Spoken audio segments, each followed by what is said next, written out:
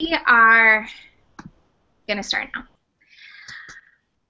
Hi guys, welcome to Influence Talks Race, and we are here mostly tonight just to dive into a conversation. We've kind of gathered some friends and we really want to have an open conversation where our posture as leaders of the network is one of repentance and humility and just saying, we haven't gotten this right all the time. We haven't always known what to do. We have tried to lead a group of women that is really hard to see everybody online because it is online. And so you try to keep a good pulse on everybody. You try to see everybody and try to understand where everybody is. But I think we've failed to do that in some places. And so we are kind of coming here tonight with open ears and hands up and just hopeful to listen. And yeah, so we are very, very excited about that. If you would want to put questions in the Q&A box, you can see that over to the right-hand side of your screen. If you want to, you can put your questions on Twitter at #InfluenceTalksRace. But the question box in this is probably easiest for us. You can actually thumbs up some of the questions, and that makes it really easy for us to know which questions lots of people have. If you can make sure to click be part of the conversation, that will make it all easier and work better for you. So great. I'm going to go ahead and introduce everybody. We're very, very excited to get started. We're starting a tiny bit late, and I don't want to miss out on any of the exciting conversation that we're going to have tonight. We've already kind of talked before this, and I am just like on the tips of my toes excited to hear from everybody. So I'm Haley Morgan. I co-founded the Influence Network with Jess Connolly. Jess, if you want to wave. And then our panelists are Natifa at Juicy Christians, if you want to wave, Natifa. This is everybody's Instagram, by the way, so if you want to find them. We have Alex at Hoover's Next Gen, if you want to wave, Alex. We have Danielle at Dream Something Up. And then we have Francis at my_beloved_1. So, yep, that's everybody. We're so excited. The format of this is just going to be, I'm kind of the moderator. I'm going to throw some really wide open questions out there. It's not going to be anything that's really nuanced or particular, but everybody has a really unique and interesting story and perspective to share. So I'm really going to step back and just listen and be grateful for everybody's position and stories and just the way the Lord has made them and placed them. So yeah, so you won't be hearing a lot from me, but you'll be hearing a lot from our panelists, and I'm excited about that. So if you do have questions that you don't hear answered, go ahead and put them in the right-hand side, and thumbs up if you like it and you want to hear that answer, and one of our panelists will either grab that question if they're already talking about something similar, or I will bring it up in the conversation later. So sounds great. And none of these questions are directed at any particular panelist, so if whoever wants to get started, that is fantastic. Our first question that I think will just really set the stage for us tonight would just be, what is life like for you individually? Kind of what is your today like, especially in light of the past year of the situations that have happened in our country. It's been a year since the death of Mike Brown, and just kind of where you're coming from, what life looks like for you. I'll go first.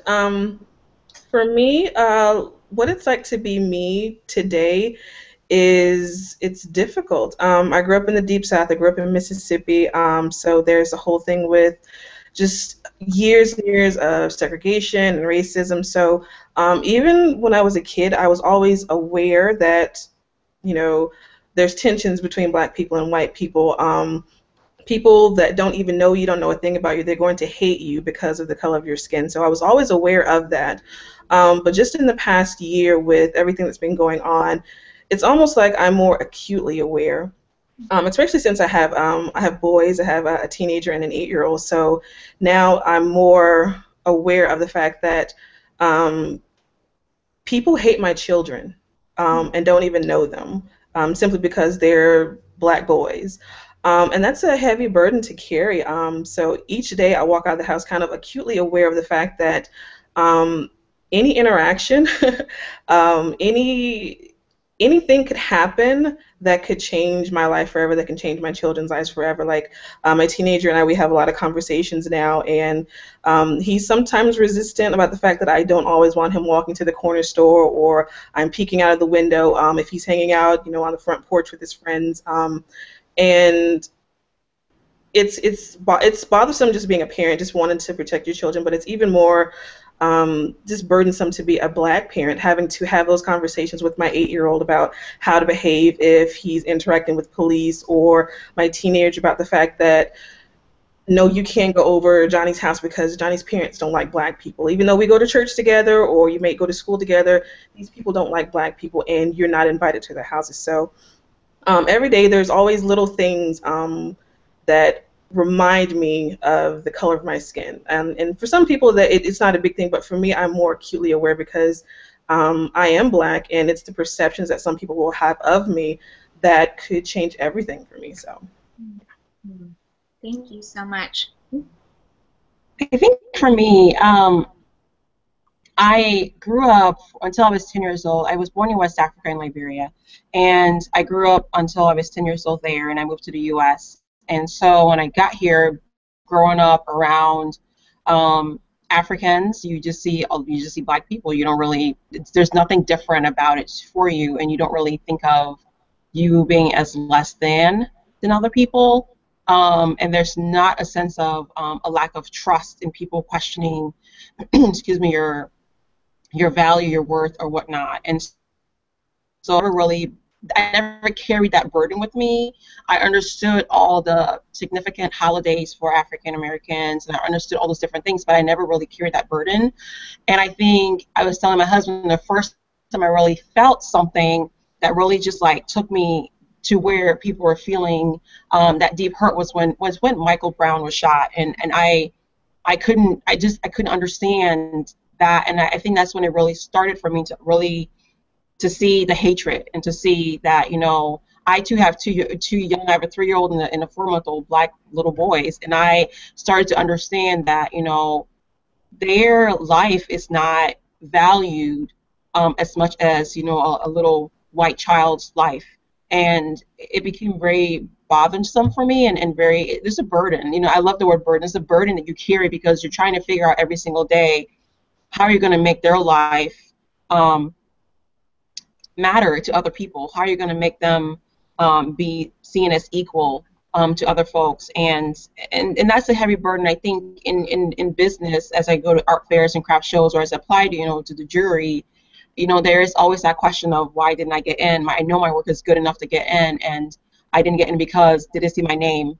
Did they see my pictures of me doing the artwork? And because usually I'm the only black person at the show when I do get into a show. And so there is that burden now of there's always that question in my head of, are they questioning my worth? Are they questioning if I'm going to harm them? There's always that. No matter where it is now, there's that question is continuously there when I'm around people who don't look like me, and so that is it's stressful, and there is that burden. There is that burden there. I think for me, there's this quote. I can't remember who said it, and I'll remember after this simulcast is over, I'm sure. Mm-hmm. But the concept was basically saying, to be black and to be socially conscious in this country is to be in a state of rage all the time, because there's always something going on that can be hurtful. And I think for me, I realized that I wasn't necessarily carrying a burden, or I was carrying a burden, or I am, but it's kind of like when you get a crack in your iPhone and you just kind of learn to work around it. You just get used to it, until you decide, okay, I'm going to go get this fixed. It's just you get used to it, and you just learn how to operate in the dysfunction. And for me, I think I've just gotten used to knowing that if I go into some of my favorite stores, I'm not gonna get good customer service. I'm gonna be ignored. or they're going to look at me funny if until I buy something. You know, I kind of have gotten used to those concepts. And I think it wasn't until, like for me, I live in what's called the DMV area, Maryland, D.C., Virginia area, and it wasn't until recently I was driving on a major a major street in the area that I saw a church, and it had this big slogan, the sign with the Black Lives Matter hashtag on it. And I saw it and I immediately just started crying. And usually I don't let any of it bother me or make me upset, but I was crying because I'm just thinking, if you go 25 minutes on the same street, you're at the White House. And there's a black man in the White House. And we still have to have, in 2015, a sign that a church felt to say, look, let us minister to you and say that you matter. That is, I think it's so important to realize that there is a problem. And until we see there is a problem and we don't just overlook it, then we're going to continue in the same way of living, if that makes sense. I agree with all of you. I think that for sure this year has definitely wrecked me and my family in different ways, and things have been brought to light that I didn't really understand fully or know. Just to give you a little bit of background, my husband's African American, so my children are biracial. I'm Hispanic, my mother's Venezuelan, my dad's Venezuelan. And marrying my husband, I understood that it was going to be different. Even for me, my family didn't accept me marrying an African American man. Not only was he African American, but he was also Christian, and my family was Catholic. So when we got married, it was a different ball game, man. And having children, I know the Lord began to stir in me, not only just conviction, but just brought aware of my ignorance in every area that I had. And even being Hispanic and what came with being a Spanish woman in the United States, and the stereotypes that came with that. So I knew and understood that we already had things to work and overcome, being married, two different cultures, living in the United States. So when we had children, I was already scared for them. What are they going to be looked like, or what are they going to be seen as? Are people going to understand that they're biracial? That they're like this new anomaly of children? Are they going to be seen as black? Are they going to be seen as Hispanic? Are they not going to be white enough or black enough? They don't even fall into those two categories, and that's a whole nother ballgame. So this year, I love, man, how God just ripped me apart in the ways He had to, though, and I think the ways that He had to with everyone, in a sense, and our country, to see how bad off we were, and to see the terrible situation that we had gotten ourselves into, and especially as a church. So when I hear things like, there's a question here. It says, did you ladies hear about the interruption a few days ago at Bernie Sanders' presidential rally in Seattle? It's one of the Q&As, and it says, it said hashtag Black Lives Matter, or by the members of Black Lives Matter. If you heard of it, what thoughts did you have of it, or what did it provoke in you, and how would you like Bernie to respond?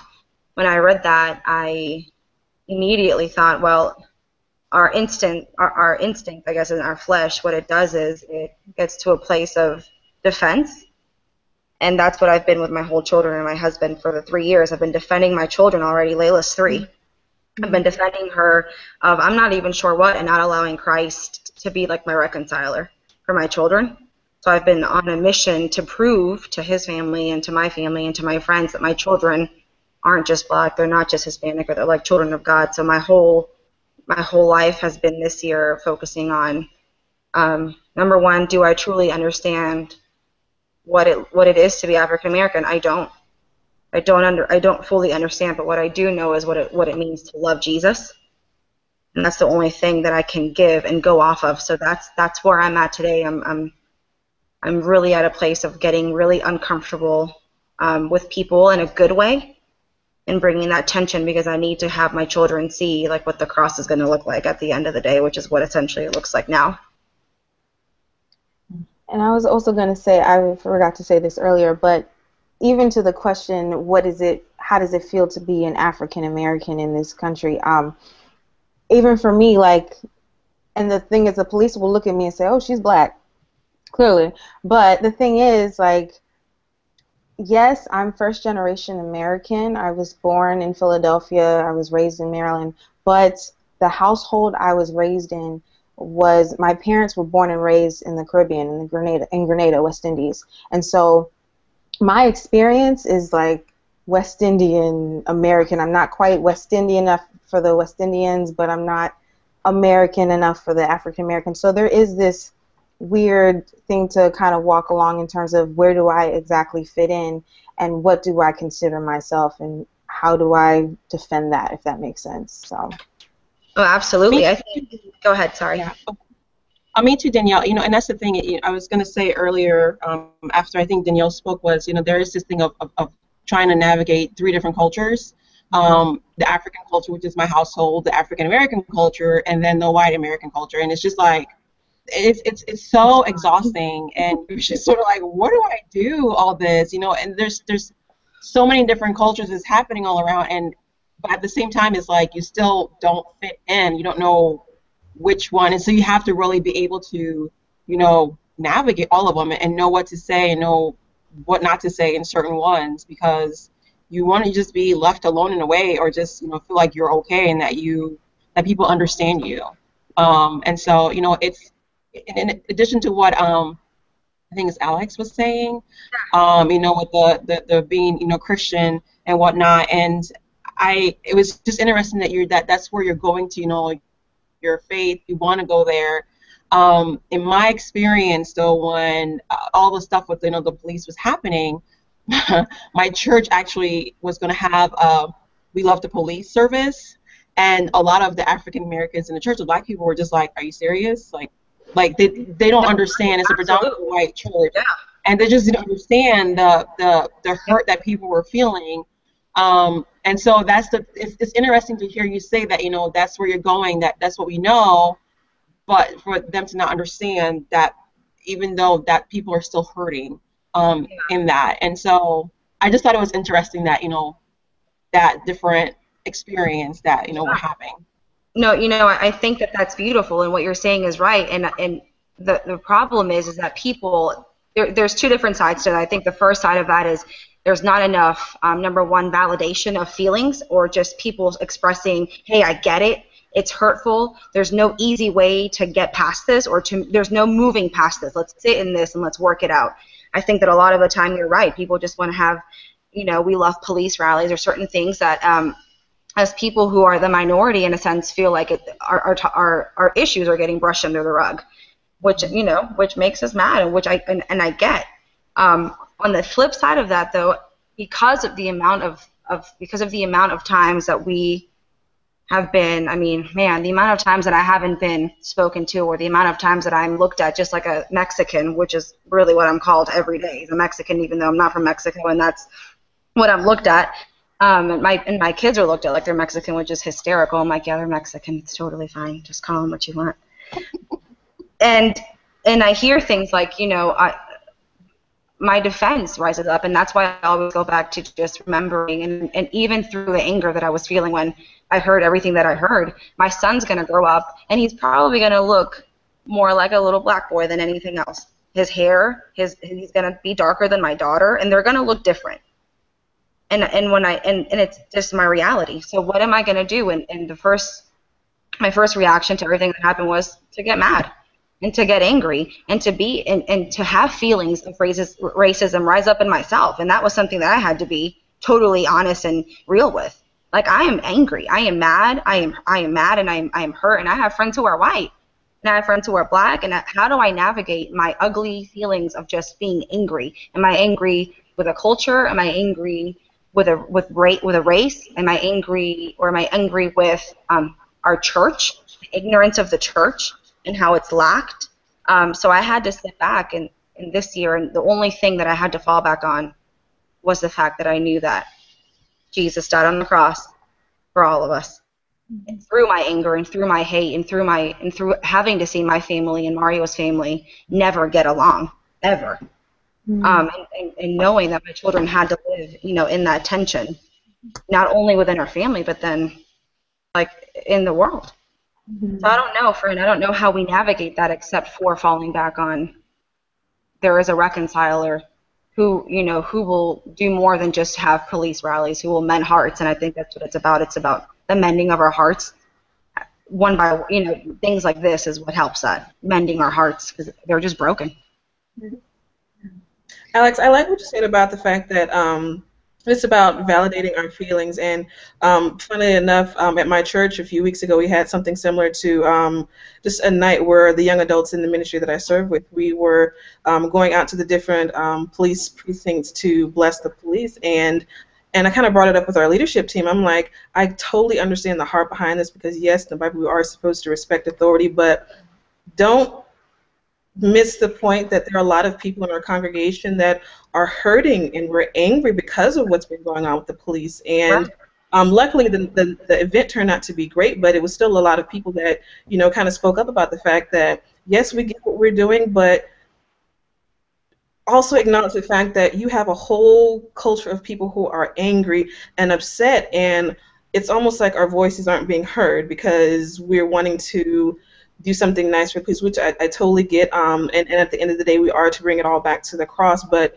I never want people to just feel like our feelings are being invalidated because we're supposed to submit to authority and things like that. So it's so tough trying to straddle that line of, going back to the cross and respecting authority, and also acknowledging the fact that there are times when I am angry, and I am angry at the police, and no, the police are not, out here doing wrong, but there are some that are, and there are others that are not even, speaking up for their fellow brethren who are doing things that are wrong in the Black community. So it's like it's a pull in both directions, and some days it gets so tiring and so frustrating where I just want to just bury my head in the sand and not do anything at all. But that's an everyday thing now, so it's tiresome.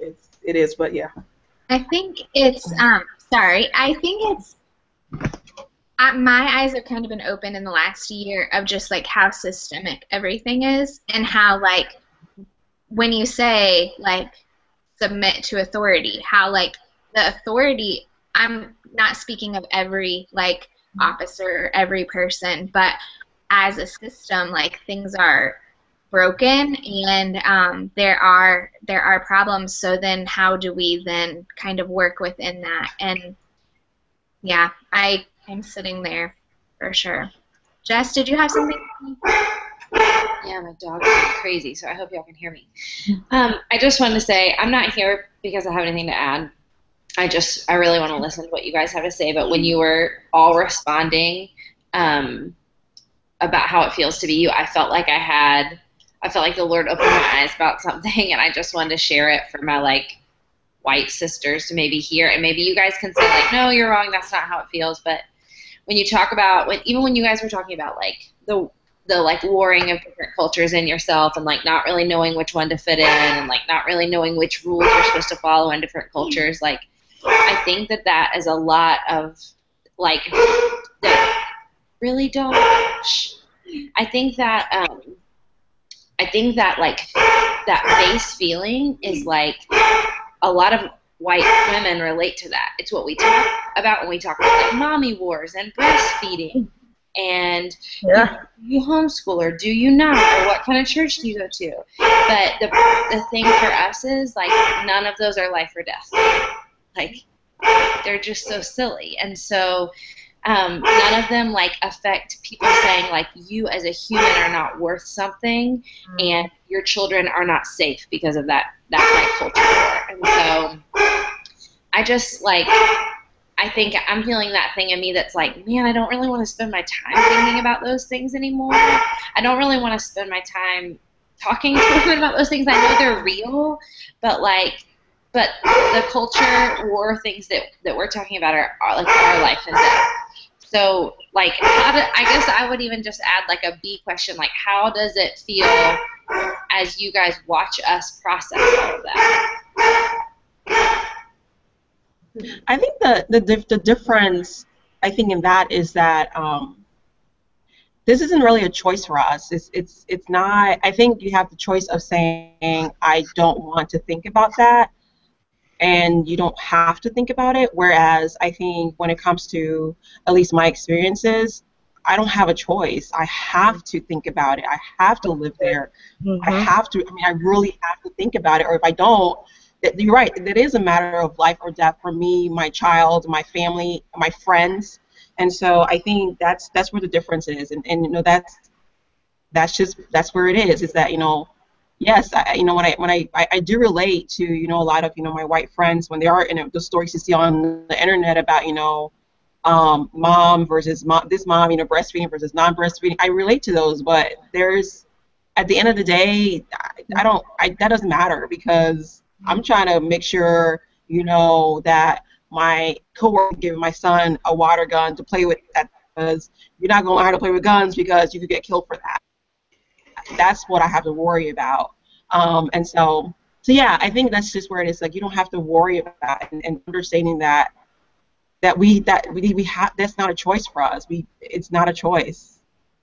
I think even when it comes to like the concept of even your livelihood, being able to provide for yourself or your family, if you work in corporate America, I mean, things have started to change, but if you're somebody who's working in corporate America and you're a black woman, you're automatically going in knowing, I got to change the way my hair is. I got to watch my makeup. I got to watch what I wear. I got to watch how certain things hang on my body, because you're told off the bat, because your hair is curly. I mean, they will not say it, but I mean, this is what they're teaching in historically black colleges and universities, that, you know, you have to be mindful of the way you do your hair. It sounds so trivial to somebody who has naturally straight hair, but for me, my hair curls, and for me to look good, or in the workplace and be taken seriously, I need to make sure it's put in a bun, it's put back. And when I saw for this month, one of the classes is called Identity and Beauty, for the Influence Network, in terms of offerings this month, and I was just thinking about how ironic, because I thought about just even my identity as a black woman and my beauty being accepted for what it is, and it's like that can affect even how much money I make. And if for white women, even if you just put in like even if you put in the hashtag natural hair on Instagram, you will see that there's been such a push in the recent years to encourage black women to embrace who they naturally are, and to not mentally say, okay, I have to change who I am because I'm not going to be accepted, and that's going to affect how much money I make, how many people I'm able to network with, how many people will actually take me seriously. So it translates even to when it comes to even finances and providing for your family and creating a legacy, something as trivial as the way you look. For the record, that doesn't sound trivial. And it makes me want to like change the way I respond. When I see a woman with like beautiful, big, natural hair, I'm always like, girl, I love your hair. But now I want to be like, you're so brave. I'm proud of you. I mean, that doesn't sound trivial. That sounds like oppressive, and like, I know what you're saying is like, that's hair. That's the least of these. Like, we're talking about like life or death, but like, I think this is exactly the stuff we want to know. So you know what I'm saying? So we can say like, hey, literally, I want to carry the burden of your hair with you. Like, it's so funny that hair. I mean, I don't know if you guys have ever seen my daughter's hair. So I mean, I don't even do my own hair. I think we should start there. Let's establish that I don't do my hair, and I haven't had my hair done since my daughter, I don't know, was probably 2. She's 3 now, and anyway, so I don't know how to do hair. Here I am, and when I had Layla, I was like, dear Jesus, please make it to where I can do her hair, and or give me friends that will teach me. Amen. That was a real prayer, because I was like panicking. Y'all know what I'm talking about, man. I'm like, look, I'm black. His family's gonna be like, yo, what are you doing with her hair? And so for the first year, I was Googling like how to do biracial baby hair. I mean, that was it for me. I promise that was it. And I may or may not have done it last month too. But because there's such a stigma, and it's so heavy with, number one, just African American hair and women and how it's looked at. And I'm like, oh my God, I'm gonna ruin my daughter's life. And I'm just being real with you guys. This is my concern from day one. I'm going to ruin her life if I don't know how to do her hair. I'm going to ruin her curl pattern. And she's going to grow up, and she's not going to have the right curl pattern, and then she's not going to get a job. Like that, that's where I was at. And the more the more that I saw a generation of like of African American women, I guess, encourage me and open up to me and say, this is what you do with her hair, this is how you do it. And I saw more women with big hair, and my daughter began to see other women who had natural hair and who loved it and who accepted it. And I was like, man, I might be able to make it. Like, I might be able to get to a place where I'm not having a panic attack about her hair because of how she's looked at, because she's already fighting her identity, you know, not having a rooted identity in who she is because of her color and her hair. She's already going to be confused off the bat, and questions like, "Mommy, am I black?" are going to come up probably in about a year. Right now she doesn't see color, but as soon as she goes to school, it's going to happen. "Mommy, why is Daddy brown?" Which is what it is, by the way. She doesn't, it's brown. Daddy's brown, and I'm peach on the cream. That's what we look like to her. Yeah. So whenever there's an issue about, not even an issue, but whenever she hears me struggling about her hair, she'll just be like, "Mommy, why doesn't my hair look like Princess Elsa's hair? Why isn't my hair look like my hair?" Because as you guys can see what I'm wearing today, this is how I go to work most days. I need you to teach me how to do that. Partly because I don't like doing my hair, because I don't like doing hair. And I have natural hair. That's the first thing that we have to call our hair natural hair. And I'm like, that's crazy. But the other reason is because I said, if anybody questions me at work, I can just say, "Are you questioning my religion preferences?" Like, because some people cover their hair at work. And so that's just an example of, how we have to navigate that. Is like, I have to have a reason for why. You know what I mean? Like, does that make sense? Why I'm doing what I'm doing? It's crazy, but it's true though about the hair thing. It's true. It's huge.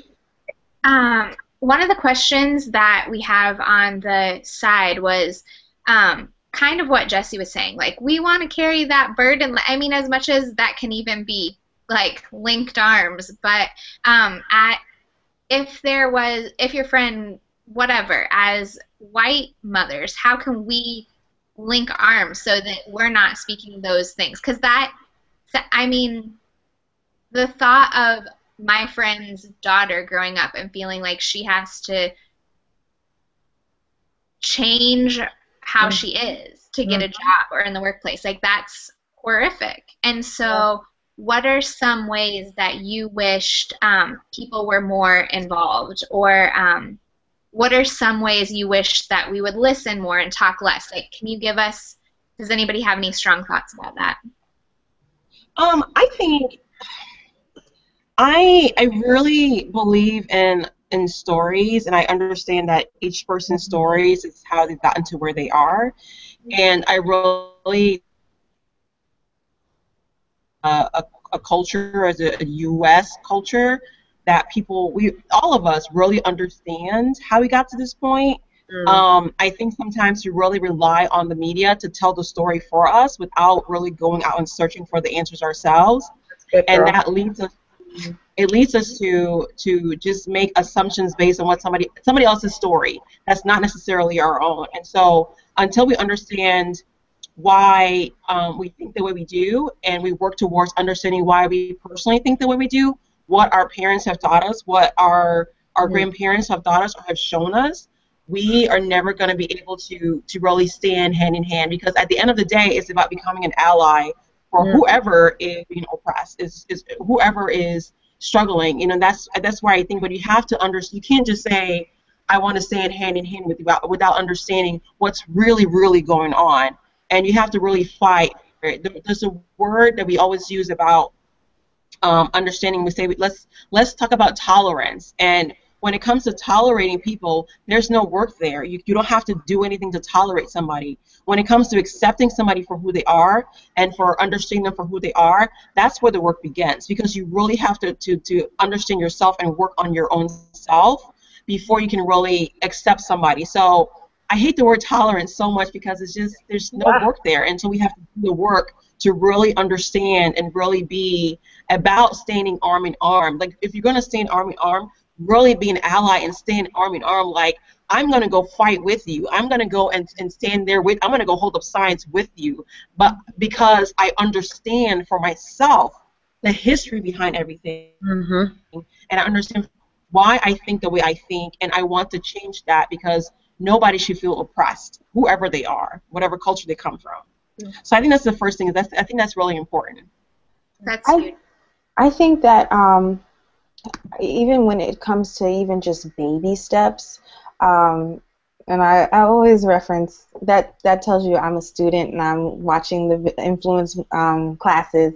But last month, I think it was last month, Rachel Kincaid did a class on building your platform, and she really was talking a lot about starting where you are, using whoever you have, whether it's your kids or it's your whoever follows you on Instagram or whatever, just using that as your platform to be able to speak on whatever it is, and just even just putting out that a post with the hashtag Black Lives Matter. That is important because it shows that you're at least concerned, or you're at least conscious of it, as opposed to just not even saying anything at all. I think that says, to see that coming from a white woman, that Black Lives Matter, that's huge, even though it may not seem like anything. That's a huge step because it says, I care, I am interested, I am conscious of what's going on. I'm not putting a blind eye and just putting up a post of pretty flowers or my kids. You know, you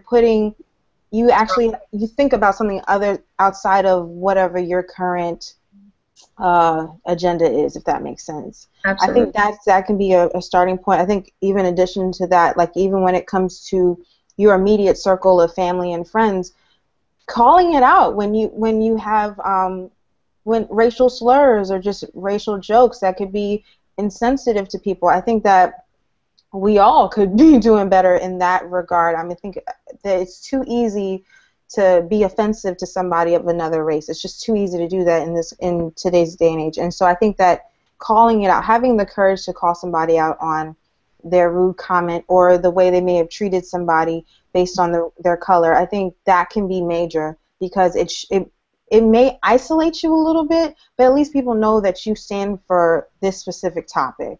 They know where you stand, and they know not to bring that around you. I think the same way that certain people won't curse around me because they know that I'm a Christian, I don't want to curse. I really don't. I'm just going to look at you.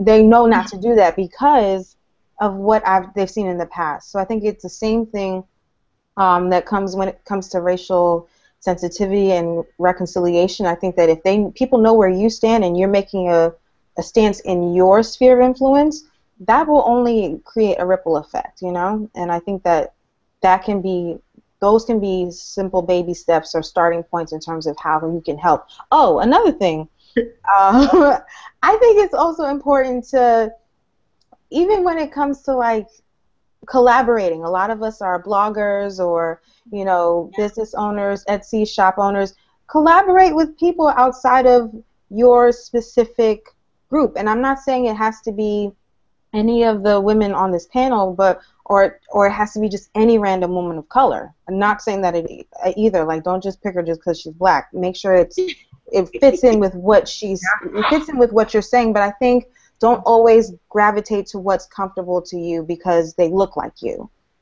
That can be huge as well in terms of, oh, she sees outside. It's not just one thing, one world to her. I think that could be major too in terms of stepping outside. Sorry. I want to respond to that. I think if you guys are here, I hope you ladies have heard this. If you're watching the simulcast, I hope you've heard us say, like, we don't think we've done that well.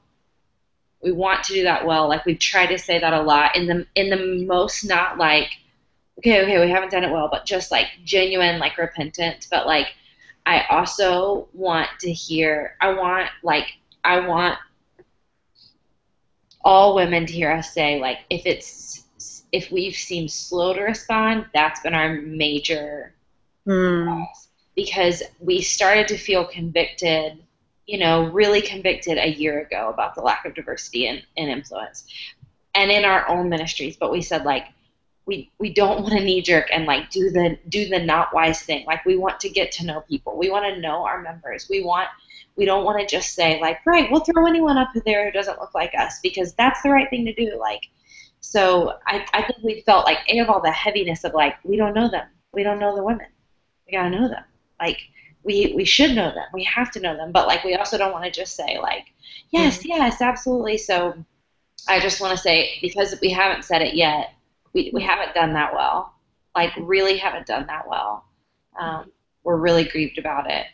Personally, as a community, I mean, our core team has talked more about race than I believe we've talked anything about this entire year, via text, via our meetings. We've cried about it together. We've gotten in arguments together. Like we're like really broken about it. And so, but it is like a little bit of a longer path to do it. I feel like in a genuine way, to say like, actually, we want to know our sisters no matter what they look like, in a really genuine way, and then we want to like collaborate with them, and then we want to promote them, and then we want to like obviously like watch what God's doing in their life and speak to that. So I think also like what you were saying too, Natifa, like there's so much more than just like what's on the surface of all of this. Like it is history, and it is the systems and the powers and the principalities. Like it goes so deep. And I think personally I have felt really convicted that I need to understand like the back story of everything, and not just have a knee-jerk thing of like, oh, okay, that's the easy thing to do, is to like do a couple Follow Fridays and then like, that's great. But yeah, I just, because that doesn't shift a group of people. I mean, it can slowly, but that doesn't like move forward in a lasting way. It does. It slowly like chips away at it. But we wanted to do it from a place that was genuine, and a place that matched like how grieved we were about how things had been. So, Francis, you looked like you were wanting to say something. I did. Just first of all, because I explained this to Rachel when we were talking offline, just the fact that you guys putting this together is a huge step. Like, you have no idea how monumental something as simple as this is, just starting the conversation. And just you guys, because I follow you guys on Instagram, just you sharing a post about Charleston or about Ferguson or something, huge, showing people that I have the right to say something about this. I have the right as a white woman to call out racism for what it is, to call out sin for what it is. And do that empowers other white people. I have had so many friends through the Influence Network send me messages saying, I don't know what to say, or I don't want to say the wrong thing. And I totally get that, but I don't want anyone to ever feel like they don't have the right to say something, or they don't have the right to call out the injustices you do. Even if you haven't experienced racism, or even if you haven't experienced an injustice, you can still recognize sin. You can still recognize when a group of people are being, marginalized, or whatever the case may be. You have every right to step up and say that. And I think when more people step up and say that, people that are not black, that's when people start to listen. When the white people start talking about racism, then that's when people start to listen, because we talk about it and we deal with it every single day. But when the majority group starts to talk about it, then that's when the ears start to perk up. So this right here, just you guys acknowledging the fact that this is what's going on in our country. This is a reality. People are hurting. We all have to stand together and raise our voices and say that this is enough, and we're not going to sit idly by and just let these things happen. So even if it took this long, that's okay. Just the fact that you're doing something now. So don't beat yourselves up about the fact that, it's taken a while. Just acknowledging the fact that this is what's going on, and we're going to make it a point to move forward and work through all this chaos.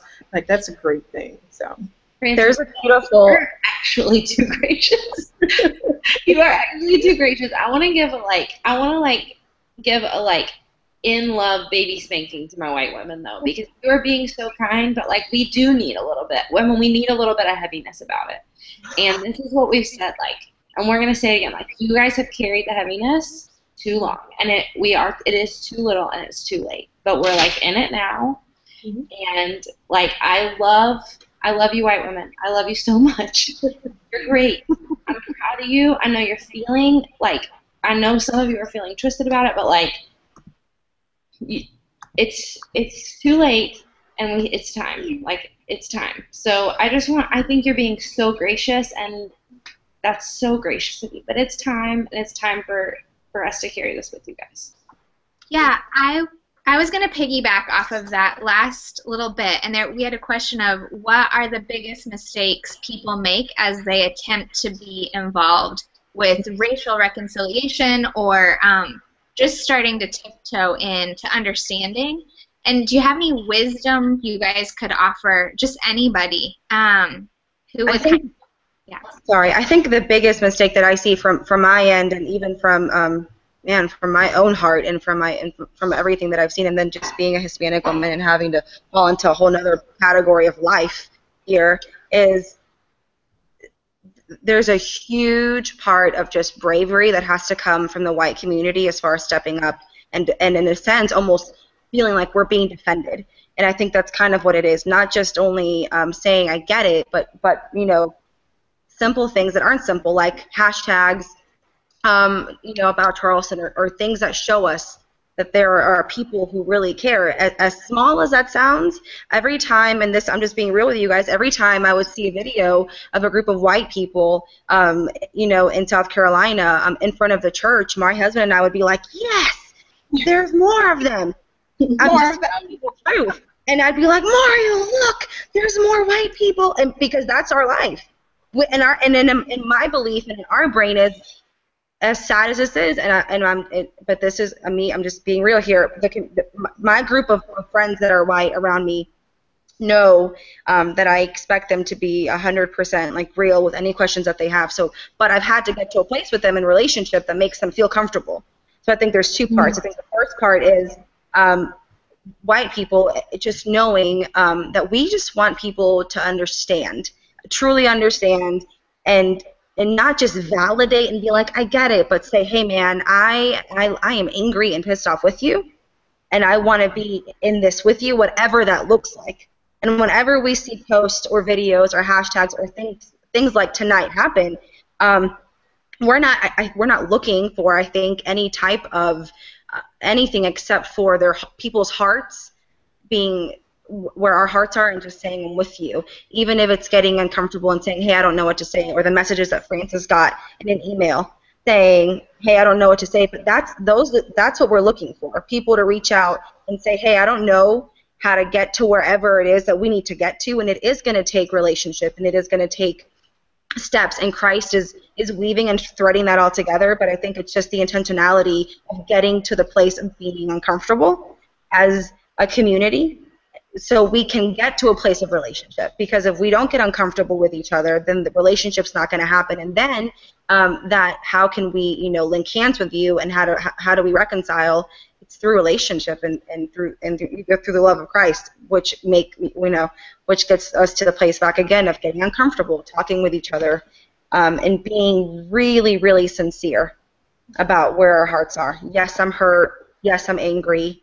This is what my family thinks. This is where we came from, and I need you to hear what I'm saying. Mm-hmm. That's great. Yeah. I think, like I said before, I look at all this, you know, as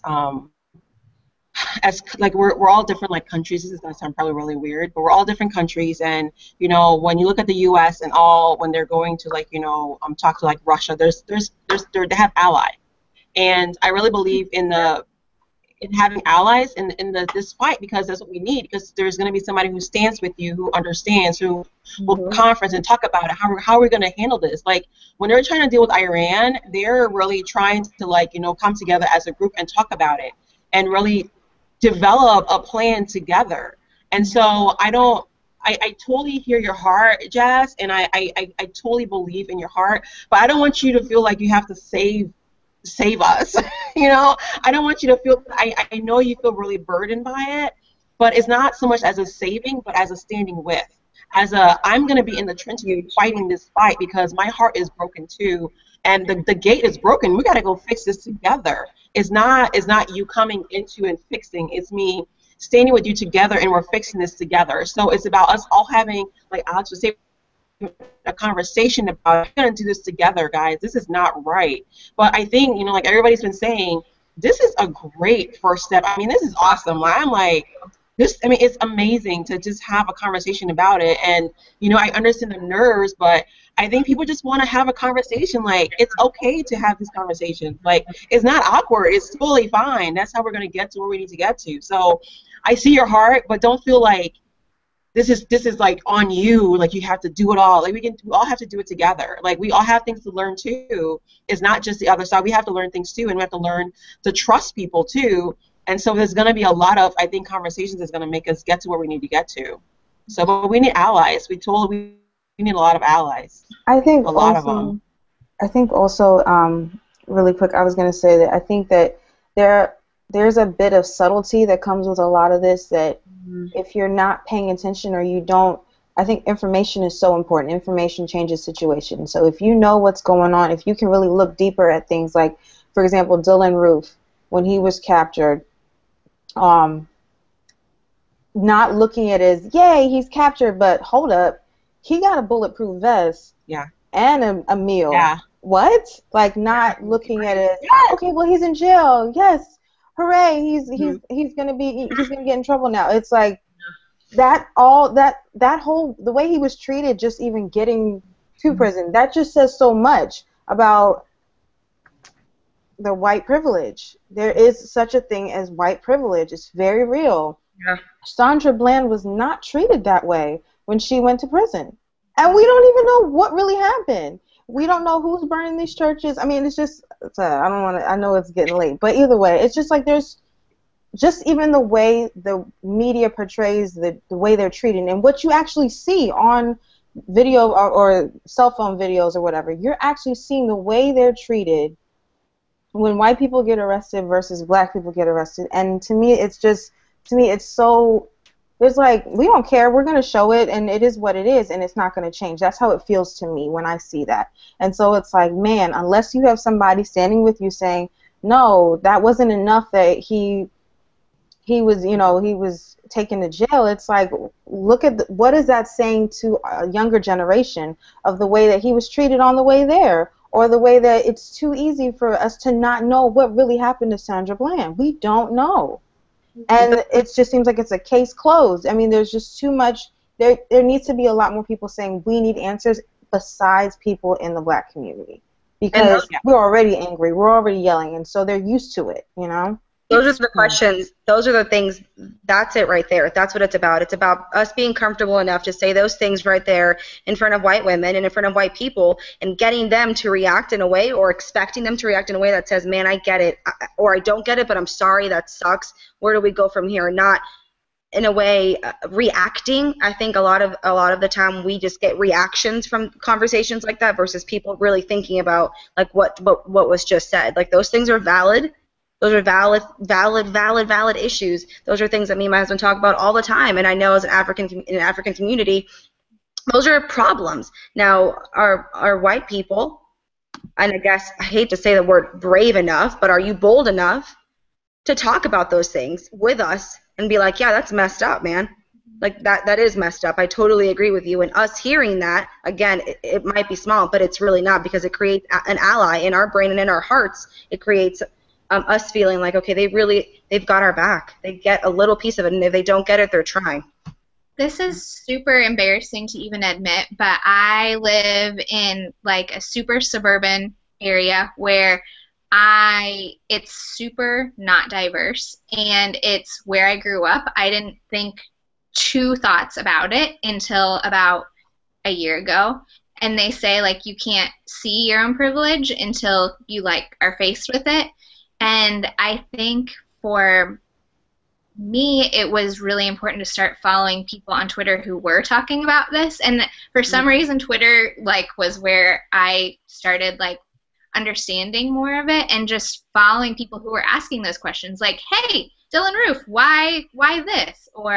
And to me, it like opened my eyes to like, oh, yeah, that's right. I wouldn't be afraid for my kid to sit out on the front porch, like you were saying earlier, Francis. Like, oh, that's because of my privilege, and that's really gross, like that isn't extended to everybody. And to me, it was listening to other people and their stories and their experiences, but it didn't come from listening to people who had my experience. It came from listening to people who had the opposite experience, because it's impossible to see when you're like steeped in everything that's just like you. Mm-hmm. So I don't know. That was kind of like my first step of whatever, but it's terrifying because you can't unsee anything. Like once you are aware of it, you're like, okay, well, I guess we're going there. Okay. And I think, oh, sorry. No, that's all.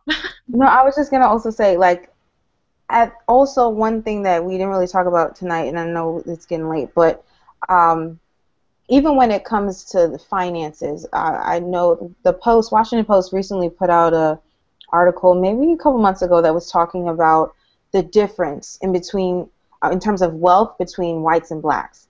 Right. And when it came to like liquid assets, black people had maybe like 1,000, like basically a paycheck, compared to 180,000 for whites. And this is in the nation. And it was just talking, it just shows how finances can make a huge difference. Like money talks. And people with the money, I mean, not to say black people don't have money, not to say that at all, but it's like the overwhelming difference between black middle class and how it's becoming poverty or you're balling out of control. It makes a huge difference in terms of who gets heard. Because even in Baltimore is what, 25 minutes from me? But the thing is, I couldn't even though I don't agree with looting, I don't agree with it, but I couldn't be mad at it happening because people are frustrated. If you even visit Baltimore, and just it's amazing people live there and survive in terms of certain areas because it just is so neglected. A lot of people are just completely jobless, and it's just something that people, unless you have a burden for it and you're you're a part of the powers that be, you're not really going to get hurt. It's not going to be something that's taken care of. And so to see Baltimore in flames just a couple months ago was not surprising, because it was only a matter of time, because people are hurting, people are hungry, people are without jobs, and it just seems like because they're black, no one cares. And so I think that money is a major pusher in all of this, because it can really make the difference between who gets preference, who gets taken care of, and who just doesn't. Mm-hmm. That's interesting. Oh, go ahead. No, you go ahead. I'm glad you said, Danielle, just about the whole aspect of just the money aspect and just all the factors that play into why people are protesting and why people are rioting. And just like you said, I totally do not agree with the rioting, but I completely understand why. Because if you've been living generation after generation of just poverty and lack of resources when it comes to education, you get fed up. And to know that the people who are supposed to serve and protect you are the people that are killing you, yes, like, you can't help but to react. And and I get so frustrated when people are always saying, oh, they're all looting, they're tearing down their own communities. People are frustrated. People are frustrated, and it's like that's the only thing left that we can do is to make noise and tear stuff down so that people can listen to why these communities are just in poverty and falling apart, and people are upset. And if it takes burning down a CVS, then maybe that's what it takes for people to kind of stop and listen. But unfortunately, many people don't. All they see is just the negative, oh, they're burning down their neighborhoods. But few people are stopping to actually ask, why are people so upset? We're only looking at what's going on, the outward, the things that the media, which is a whole other thing, is portraying. But few people are actually asking, like, why are these people so upset? Why are people still in Ferguson a year later still protesting? But it's because they're used to hearing us complain about it. They're used to hearing the black community complain about the lack of jobs and just the inequality when it comes to education and just generations of just injustices. But not much is being done, because when you hear the black people talk about it all the time, it kind of falls on deaf ears. But when the world is watching, then now, oh, maybe we should start listening. So um, when you see things like that in the media, because they're going to play loops like that forever on mainstream media, don't just look at the riots that are going on and the protests. Ask the question about why are people still upset a year later in Ferguson? Right. Why are people still protesting every time a black person is killed? Ask those questions why, because there's a reason behind the pain. There's a reason behind all of the crying out. There's a reason behind the Black Lives Matter. So just ask that question, why are we still here even in 2015? So Natifa, did you have something to add? I did. I think it's interesting that we're talking about how the money issue, and how that's playing to everything. There is this documentary that I watched recently, and it was called "The Stories We Tell: The Illusion of Race," and it's pretty much the reason why all of this, like, there's the history of like slavery and everything, how it all started. And I think it really tells the story of how money has played into all of it. And I think that really helps us to understand part of why we're here today, and why it's continuing, and the systems that Haley was talking about, the system that's in place, and all those systems that have been created and that are still being created today, even as we speak, to hold people and oppress people in a certain way.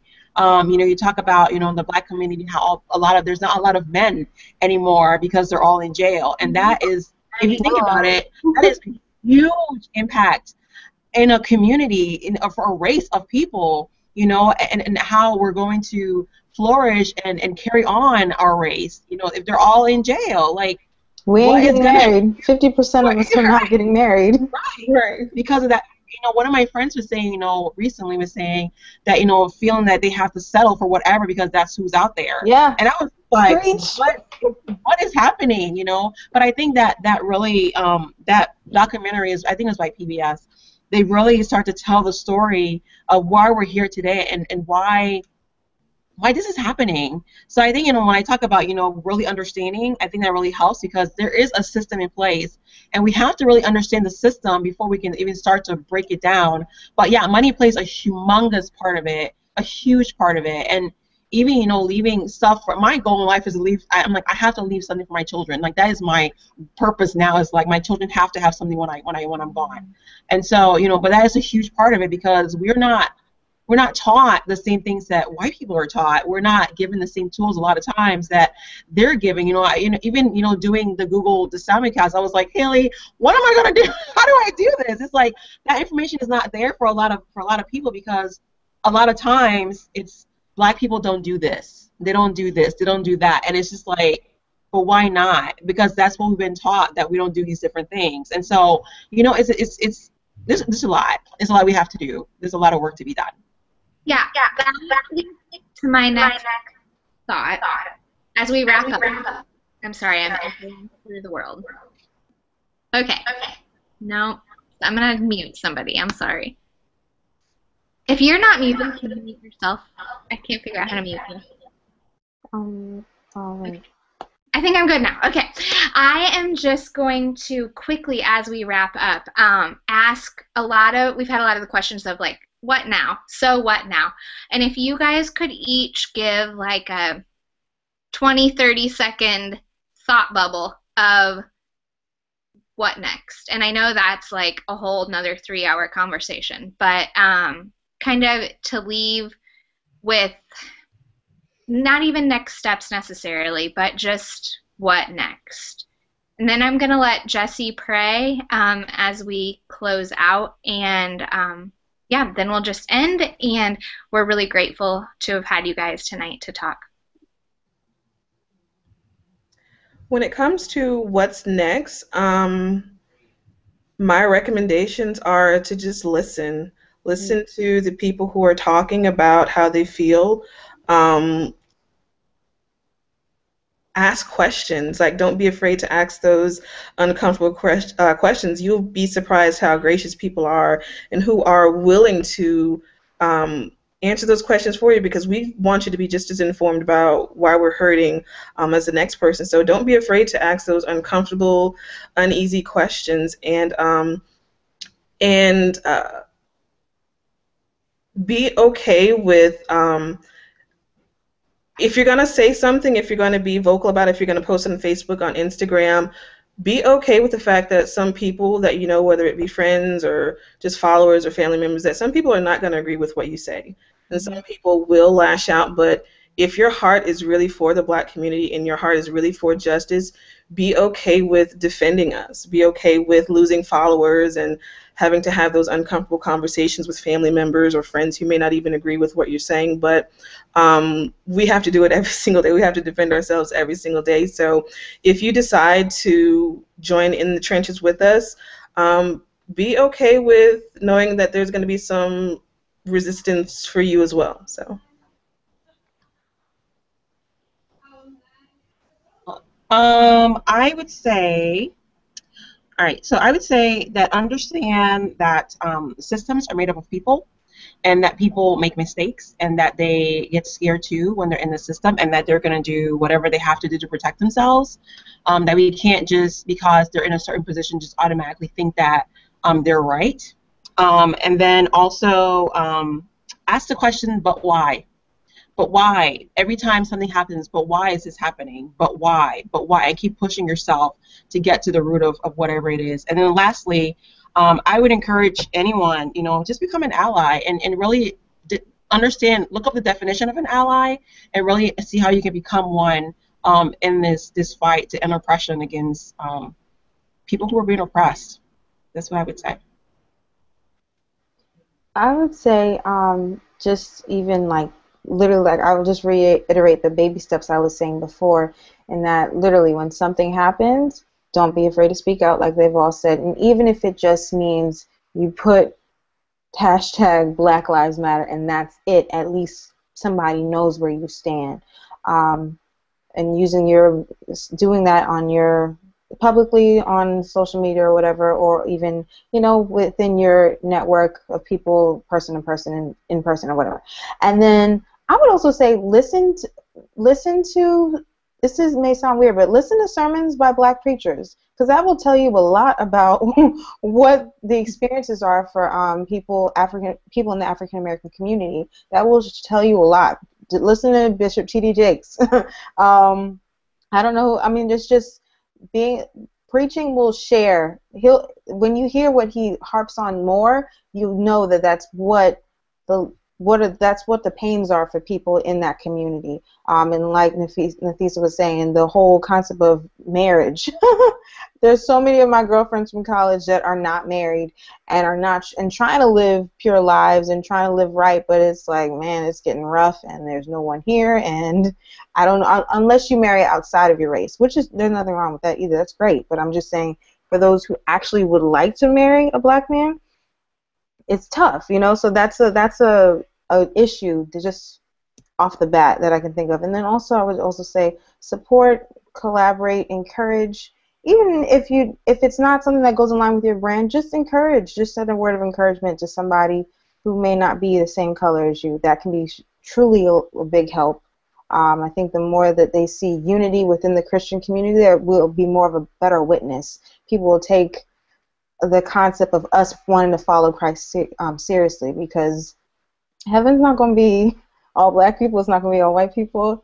The praise and worship will be interesting. I'll say that for sure, because I need some CCM and some gospel. So I don't know. It's just going to be. I just learned what CCM was like 2 weeks ago. Oh, what? I just tell you that just happened. I was like, what did you just? Yeah, it was we need some Hillsong, and we need some Fred Hammond and Kirk Franklin.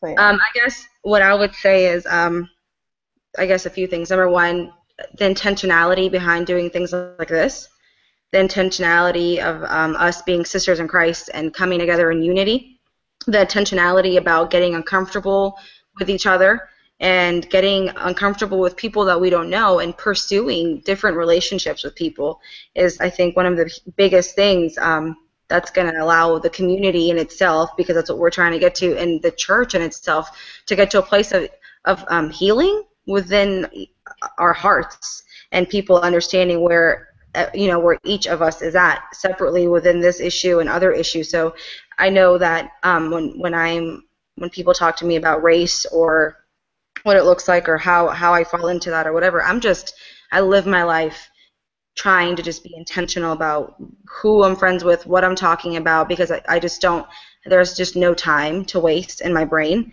when it comes to this stuff. I don't have time to not talk about why it is that, I'm scared for my kids. I don't have time to talk about why people are, no, I don't not have time for people to understand why it is that people look at my husband differently when we go somewhere.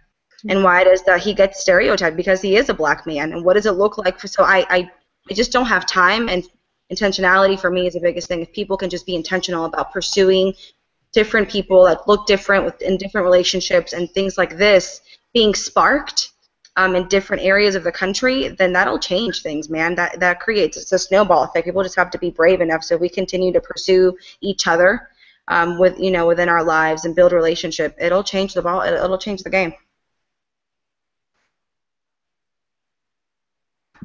Thank you guys so much. I really appreciate it. Thank you, guys. Jess, do you want to close us out? Yeah, I'll close us in prayer. Thank you. Yeah, that's like a very small thing. And yeah, we pray this is like the beginning of what is a really long and profitable conversation. Thank you guys so much. I personally took copious notes. So, yeah, Influence Network members, this is going to be free for you to watch for as long as you can. And it's only the beginning, so we're going to keep talking about it. We'll pray, and then you guys have a great night. Father, I just thank you for each of these mighty women of God, and I thank you for their graciousness and their wisdom, and I thank you for each of their stories, and I thank you for how much you love them and how strong and beautiful you are in them, and how much I see Christ in each of them. And in Jesus' name, we pray and ask for change. Pray and ask that you would turn the tide. We pray and ask that you would shift us, that you would shift our nation and our generation. And at the same time, Lord, we pray that you would give us patience and peace, to not like charge hell with a handgun and sputter out of steam tomorrow. We want to be in this race. We want to be in this fight for as long as you'll let us, and we know it's not going to change overnight. So we want to be patient and listeners. We want to be not just hearers of the word, but doers of the word. And we thank you that not only do we know that this matters to you and that it grieves you and that it breaks your heart, that racism breaks your heart and goes against everything that you are, but we also thank you and praise you that that you and the gospel are the answer. So help us to just live that out in Jesus' name. Amen. Amen. Amen. Love you guys. Yes, love you guys. Thank you. Thank you so much.